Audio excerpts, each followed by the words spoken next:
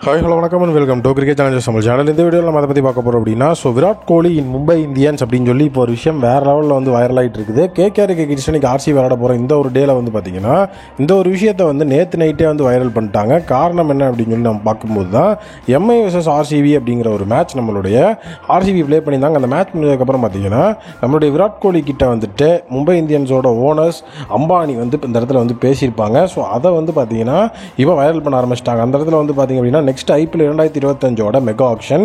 So அந்த ஆக்ஷனில் நீங்கள் ஆர்சிபியோட இருந்து ஒரு டிராஃபி கூட அடிக்காம கஷ்டப்படுறீங்க, நீங்கள் நம்ம டீமுக்கு வந்துருங்க அப்படிங்கிற மாதிரி அவங்க ரெண்டு பேருமே விராட் கோலிகிட்ட பேசியிருப்பாங்க அப்படின்னு சொல்லி ஒரு விஷயத்தை இப்போ வைரல் ஆக்கிட்டு இருக்கிறாங்க.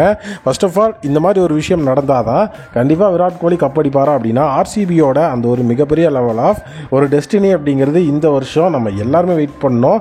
நீங்கள் வெயிட் பண்ணீங்களான்னு தெரில. ஆர்சிபி உமன்ஸ் ஐபிஎல் வின் பண்ணதுக்கப்புறமா ஆர்சிபியோட அந்த ஒரு பவுலிங் யூனிட் அப்படிங்கிறத எடுத்து ஓரமாக வச்சுட்டு பார்க்கும்போது கண்டிப்பாக ஆர்சிபி இந்த தடவை சாம்பியன்ஸ் ஆகிறதுக்கு வாய்ப்புகள் இருக்கிற மாதிரி தான் எனக்கு பர்சனலாக ஃபீல் ஆச்சு.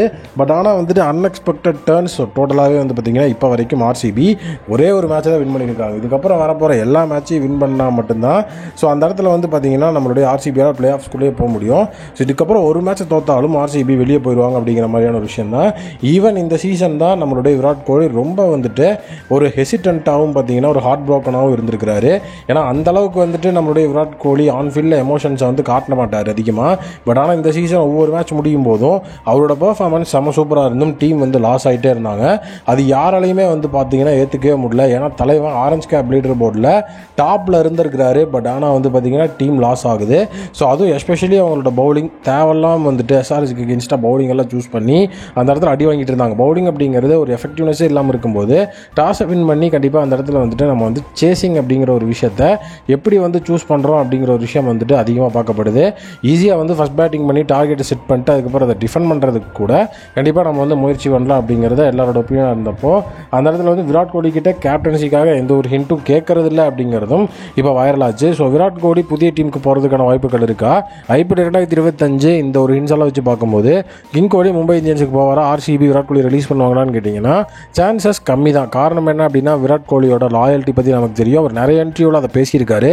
அந்த லாயல்ட்டி அப்படிங்கிற விஷயத்துக்காக விராட் கோலியை அந்த இடத்துல ராயல் சேலஞ்சர்ஸ் பெங்களூர் டீம் ஒரு துருப்பு சீட்டு மாதிரி யூஸ் பண்ணிட்டு இருக்காங்க. யாருமே ஒரு ஹார்ட் ஒர்க் அப்படிங்கிறது எடுக்கிறதே கிடையாது. ரொம்ப ஒரு மெத்தனமான ஒரு பெர்ஃபார்மன்ஸை இந்த ஐபிஎல்ல நான் பார்த்துட்டு இருக்கிறேன். எந்த ஒரு இடத்துலையுமே பவுலர்ஸ் ஒரு ஸ்டெப்பை ஆகிறதே இல்லை. விராட் கோலி மட்டும்தான் பேட்டிங்கில் அந்த இடத்துல பார்த்தீங்கன்னா ஒரு மிகப்பெரிய லெவலில் ஆடிட்டு இருக்காரு.